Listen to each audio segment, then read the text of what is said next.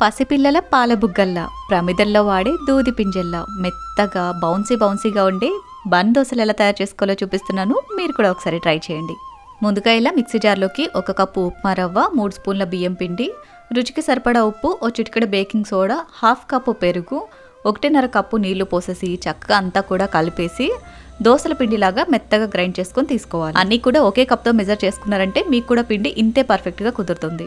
Next ఈ పిండిని పక్కన పెట్టేసుకుని స్టవ్ మీద వేరొక కడాయి పెట్టుకుని 1 గంట నూనె, 1 స్పూన్ మినపగుళ్ళు, 1 స్పూన్ పోపు దినుసులు వేసి పప్పులు వేగిన తర్వాత పచ్చిమిర్చి, 1/2 కప్పు ఉల్లిపాయ ముక్కలు, కొంచెం కరివేపాకు కూడా వేసి 50% మగ్గించేసుకొని పూర్తిగా చల్లారిన తర్వాత పిండిలో కలిపేసి 5 నిమిషాల పాటు మ్యారినేట్ చేసుకోవాలి.